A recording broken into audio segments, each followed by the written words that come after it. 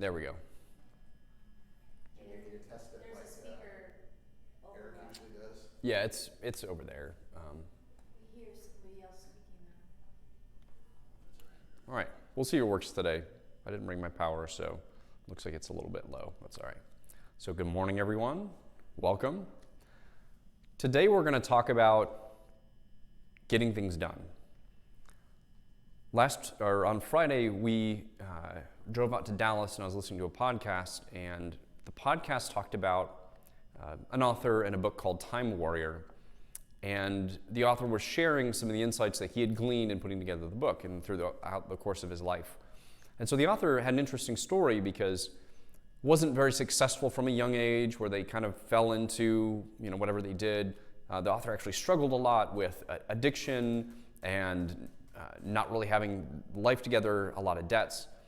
And then later on in life, he actually discovered how to get things done. So the thing that I challenge you all with is start something new now. Whatever it is, start it now. Not tomorrow, not the next day, not next week, not when I have enough information. Start it now.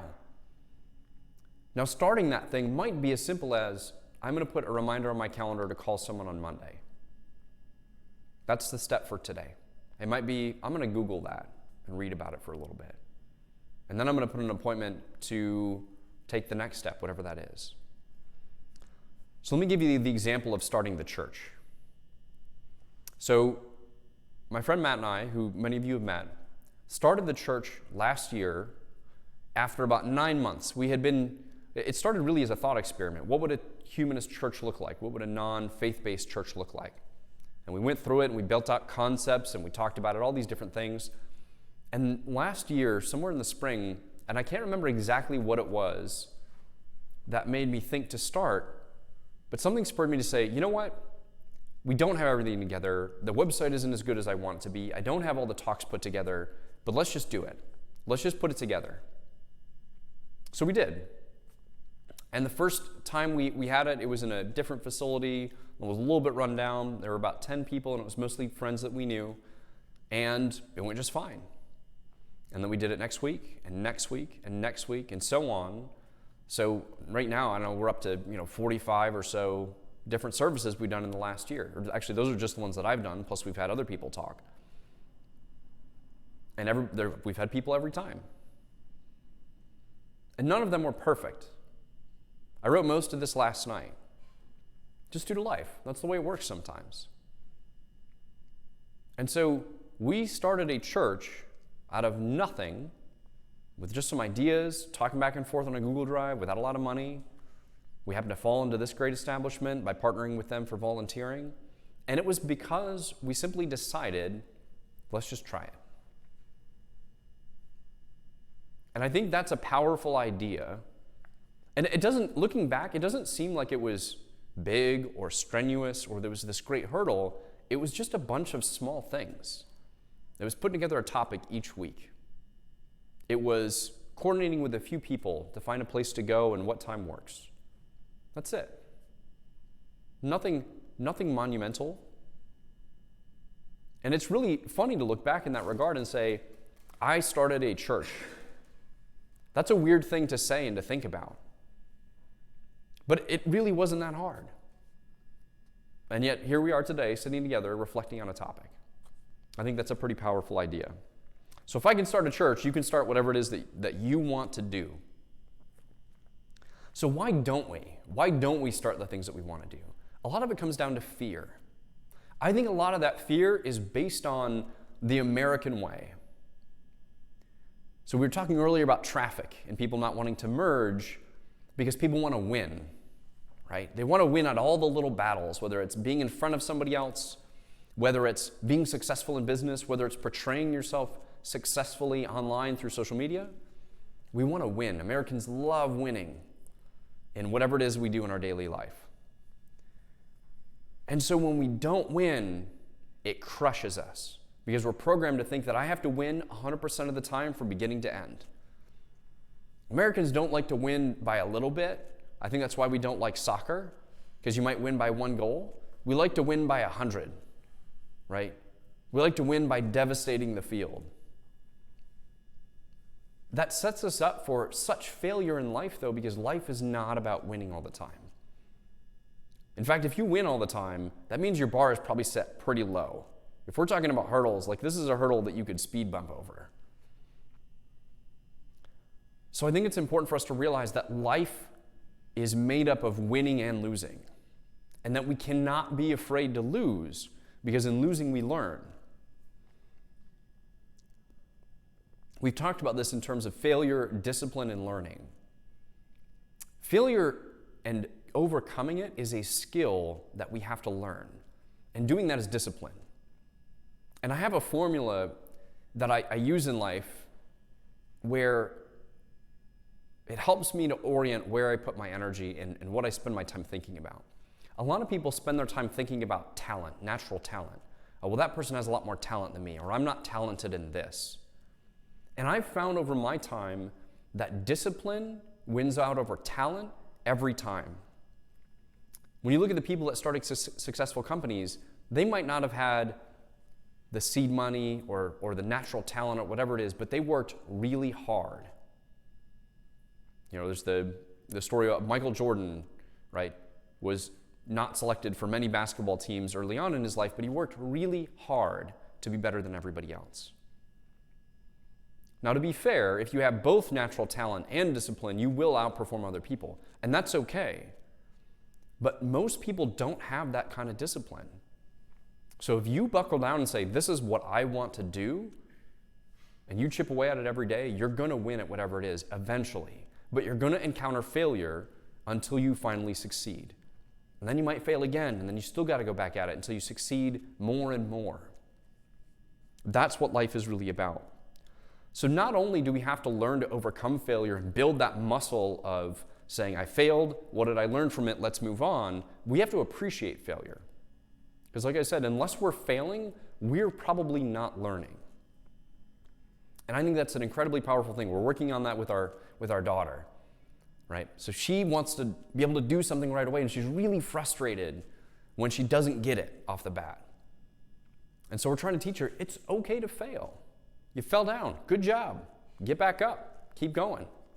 A friend of ours, Dan, hilarious guy, when his kids used to fall off the bike when they were really little, or skateboard or whatever it was, he'd start clapping and be like, yeah, good job. And kids oftentimes are looking to their parents to be like, I felt pain, am I dying? And you look to the parents, and if the parents are like, you're dying, then they're gonna freak out and they're gonna cry, and it's gonna be a dramatic episode. But if the parents are like, good job, keep going, they're like, I guess I'm okay, I can keep going. It's really amazing how when we frame issues or problems in a positive way, it really changes our outlook on them. So there's another saying that I use when I think about experiences in life, that no experience is a failure except that which teaches you nothing. So if you fail at something, as long as you're learning, then that is a useful experience for you. Now, if it's something you've already failed on and you should have known better, maybe you're not learning a whole lot. Although maybe you're learning that you need to find some other way to discipline yourself in doing that, that's fine. But that's the key, is learning. There's another great saying when it comes to fear. This is by Jack Canfield. Everything you want is on the other side of fear. Whether it's fear of failure, whether it's fear of disappointing someone, whether it's fear of being ostracized. Generally, everything you want is going to be on the other side of some sort of fear. It might just be the fear of having to do a lot of work. That's okay too. And so when it comes to us wanting to do something, we say, all right, I want to do something, I'm going to start doing it. Sometimes that fear, if we don't voice it out loud, causes us to spend a lot of time doing the extra research. Oh, I'm still researching. I need more information. I don't know how to do that. And we'll continue to research and we'll read all the books on the topic before we start. We feel like we have to have the perfect answer before we start doing whatever we're doing. Another podcast I was listening to a couple weeks ago was about a couple of young people who were in college, and they wanted to start a business. They wanted to sell some back support pillows. And they're very sort of nerdy math kind of people, and so they tried to optimize everything, and they read a lot of books, and they found that reading a lot of books is great, but doing the thing after having read a little bit is much better. Because you can know everything you want to know about hiring from books, but until you start doing it, you're not going to realize what your personal shortcomings are. And you might read everything you want to know about beekeeping, but until you start keeping bees, you're not going to learn what you need to know for your particular circumstance. So it's really important, I think, for us to realize that if we don't voice our fears, then we are going to continue to paralyze ourselves with, oh, I need more information. I need more information. I need to have this just right. One of the examples that those two entrepreneurs this was another podcast. It was a TED Talk. A company that he failed to invest in was Warby Parker, which is a really popular online glasses place. And he didn't invest in them because their website was in shambles when they were going to start. They all had second jobs lined up in case it didn't work out, so he didn't believe in them because it didn't seem like everything was, set in perfect conformity with what he thought it should look like. And now they're incredibly successful. So this idea of perfect is going to ruin whatever it is you want to do. It's a great quote that perfect is the enemy of good. Sometimes good enough is good enough. In fact, almost all the time, good enough is good enough. Maybe spaceship launches, you might want a little bit more precision in there. Nuclear reactors, there's some pretty tight tolerances. But for the vast majority of human endeavors, good enough is good enough. And here's this other thing, there's FOMO. Have you ever heard of FOMO? It's the fear of missing out, right? Sometimes we get in this decision paralysis where we want to have the perfect answer to optimize, whether it's revenue, whether it's awareness, whether it's the Google search engine optimization for whatever product we're trying to launch. And we're afraid of missing out on that extra 5% or that perfect way to get your word out there. But we're so afraid of missing out on the theoretical extra income we might earn that we actually miss out on all the income we might earn because we never start. So we have to identify and voice those fears up front so that we can overcome them and actually start on whatever the journey happens to be. So like I said, the TED Talk speaker who failed to invest in, the two entrepreneurs, I should say, that started their company, learned over time that practical is better than theoretical. You should probably know a little bit about what you're doing, and there's so many resources out there today to go and learn. Google is the first place, right? Well, I don't know how to do that. Well, did you Google it? I deal with this in my job. Hey, what's the answer to this? Well, did you Google it? Right? As soon as our kids are old enough to Google, we get, why does this happen? Did you Google it? And then we'll talk about it, whether it's science or whatever it happens to be. Probably not sex education, though. We're probably not going to have them Google that. Quick aside, you should probably have that conversation early on. Yeah, early and often, as much as they can handle. Now, it's okay to read for pleasure, right? If you're just interested in something and you want to read about it, that's fine. If you like stories, that's fine. But when you're trying to achieve a particular goal, you should read to enhance the next thing you're going to do. If the next thing you're going to do is pull in financing, that's what you should be reading about. You don't have to read about financing and hiring and large corporate structure and stockholder dividends because you're not there yet. That's not helpful to you right now advancing what you're trying to do. And that's where we get in this, I need to know more. I need to have all the answers.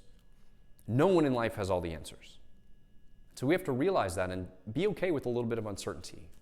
And be okay with, if I do this now and it doesn't work, that's okay. I learned from that. That's one of the ideas that we want to incorporate in the church. We don't want the church to be, all right, we said it now. We've been going for a year, so this is the way it's going to go for all of eternity. That's not a recipe for success. I don't know of anything that can adapt in life that has continued to survive. So we've got to be adaptable. So how is it that we're going to do this? How is it we're actually going to break down the barriers that we have? I want you to envision the thing in your mind that you want to do. What's the thing? It could be, I want to be retired at 40. It could be that I want to be able to move whenever I want. It could be that I just want to spend more time with my kids and less at work. It could be that I want to have a big mansion. It could be that I want to travel to every country in the world. It could be I want to plant 1 million trees. Doesn't matter what it is. Think of that thing in your head and then think, what's the next step? And then beyond that next step, we have to say, all right, what are the barriers in the way of me accomplishing this goal? So one way I want to talk about the next section is the phrase, I'm so busy. People use this phrase to highlight their martyr status, right? Oh, I'm so busy. I'm so busy doing this. I'm so busy taking care of my family. I'm so busy with my work. Oh, I can't do that. I'm so busy. Look at me and how hard I work and all the good that I'm doing in life. I hate the word busy. I hate it. I try to never use it, and when I catch myself, I usually try and correct myself and say, I'm not busy. Right now I'm fully employed, right? I'm fully engaged in the thing that I'm doing. I should never, in my opinion, I should never be so busy that I can't take time to mentor one of the people who work for me. Or I should never be so busy that I can't address a question from my child. I might have to ask them to wait for a few minutes, but I should be able to talk to them about what that is. I should never be so busy that I can't spend time at home every day with my family. Now, being in the military, every once in a while I'm going to have to move, I'm going to have to deploy, but I still can FaceTime or Skype or whatever it is. So this idea of busy gets in our way. I'm so busy. And what that comes down to for me is if you are so busy, that means you don't know how to manage your time or how to prioritize what's important in your life. There are always going to be more things required of you than you can do, whether that's for your family, for your job, for fixing the house, whatever it is.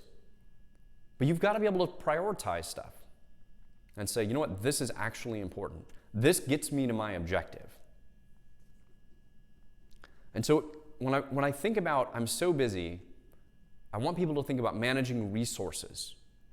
And resources are your time, which ends up kind of turning into money, your energy, so how much energy you have left at the end of the day to do whatever it is that advances your goal that you want to do, and then your decision-making ability, your ability to choose. There's some really great research out there that shows that we get tired of making decisions. They estimate we make somewhere around 90,000 decisions a day.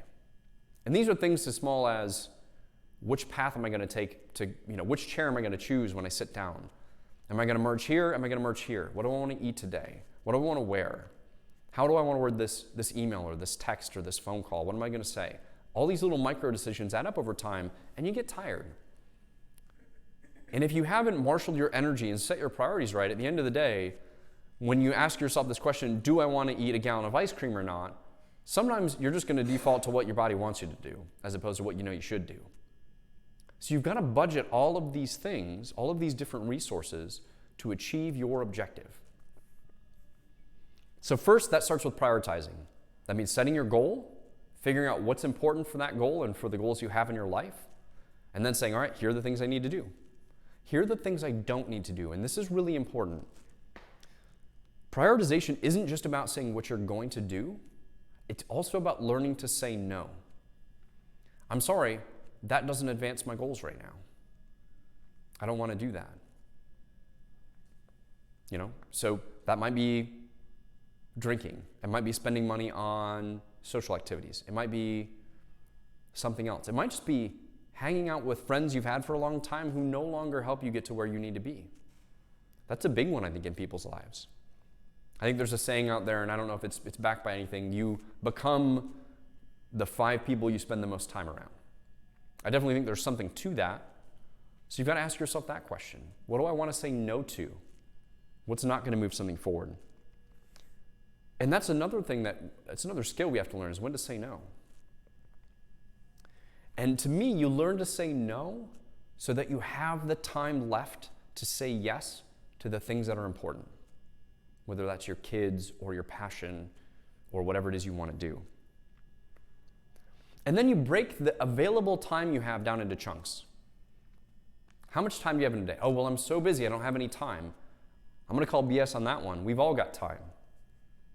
There's time where we're just sitting around, scroll in the Facebooks, send in emails. You always have time if you really break it down. One of the things that I found that's useful for me is I break time into 15-minute chunks, particularly at work. So in Outlook, the default is either 30 minutes or an hour. I think it's 30 minutes. Well, if I'm going to make a phone call, that's too long for 30 minutes. Or 30 minutes is too long. So I break it down more tightly. And I found that when I put stuff on the calendar, even if it's, hey, work on this project that we're doing, just spend this much time working on the project, I get it done. For me, I found that to-do lists are not helpful. I can put all the things on the to-do list, and then the to-do list sits over here, and then it's not programmed out time-wise, so I don't know when to spend time on whatnot. That's a tool that I've found that has helped me. So like I said, put stuff on calendars. Today, tomorrow, on Tuesday at 10 o'clock, I'm going to make this phone call. And then that forces you, puts a deadline on yourself. And then at 9 o'clock on Tuesday, you're like, oh crap, I haven't prepared for this phone call. Now I have to do it. And you do it, and you're not going to be at perfect. But you're going to make the phone call, you're going to get it done. You're like, all right, that went okay. Now I can move on to the next step. Hold yourself accountable in that way. And then if that doesn't work, find other people to hold you accountable.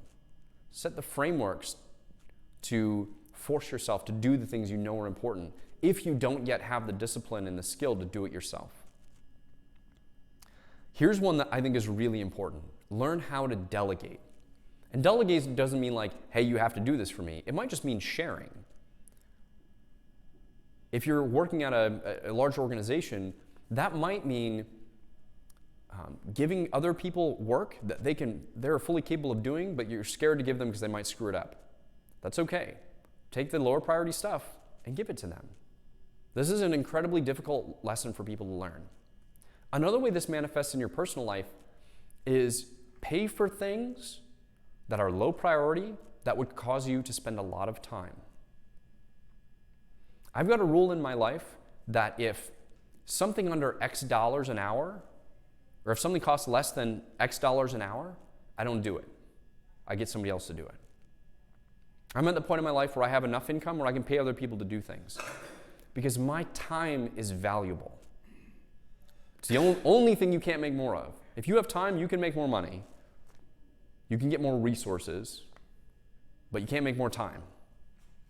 So to me, instead of using time to make money, I use money to make time. Because that is the most important thing that I have.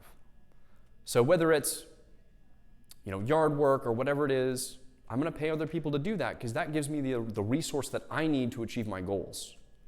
Now, for some people, they might enjoy doing yard work. There's nothing wrong with yard work. I enjoy doing it from time to time. But if it's not advancing your goals, you've really got to look at where you're spending your time. People often budget their money. You'll sit down and say, all right, I'm spending this much on coffees, this much on eating out, this much on entertainment, this much on utilities and rent and whatnot. People rarely do a time audit. If we sat down and looked at our time, how much time do I spend on Facebook? How much time do I spend watching TV? How much time do I spend doing chores? And then say, all right, where can I delegate some of that stuff? Or where can I just eliminate it? That would be an incredibly powerful exercise for most people to do.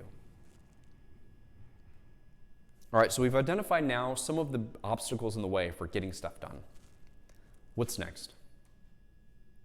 What is the next small action you can take? We talked about this a little bit already. Is it setting an appointment? Is it Googling something? Is it telling someone that this is your goal? So you have someone to ask you about it and hold you accountable. It's as simple as that. Go get a book at the library.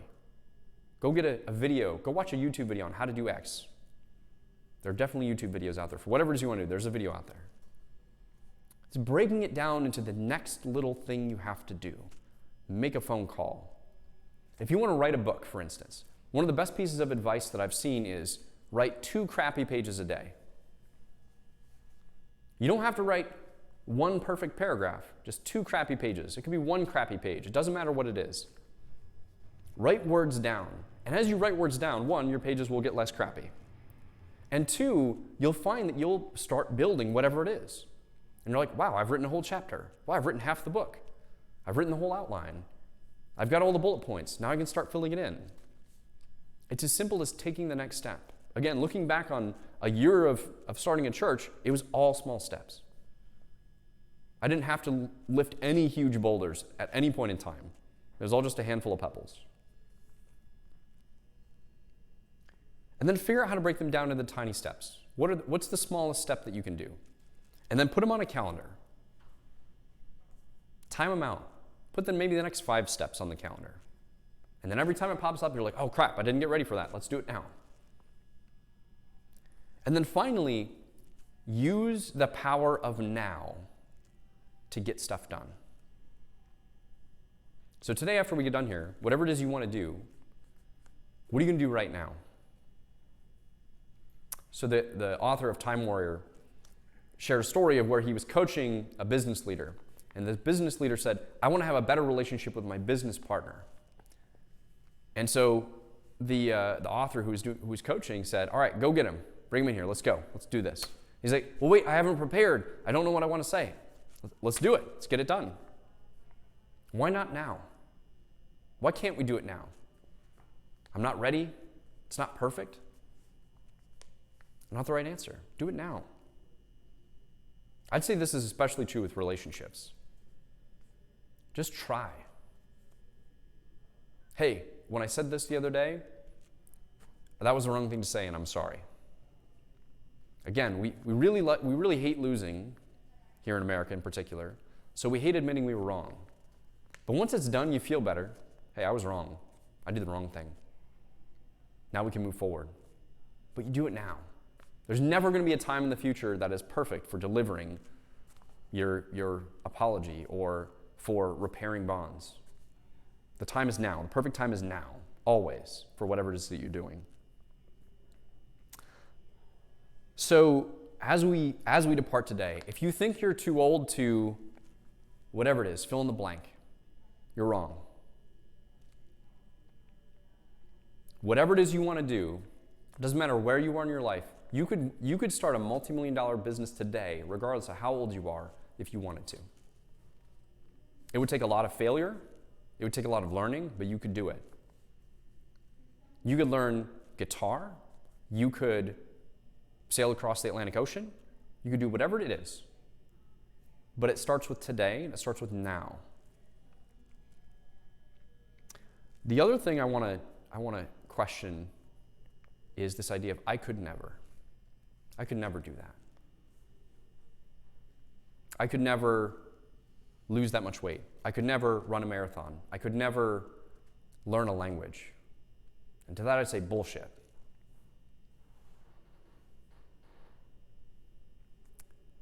Realize that we can do anything that we put our minds to with discipline. So the question I will leave you with today is, what do you want to do? And very specifically, what reality do you want to create for yourself in the future? So thanks very much for coming today, and I wish you all the best with whatever endeavor you're going to pursue. The end.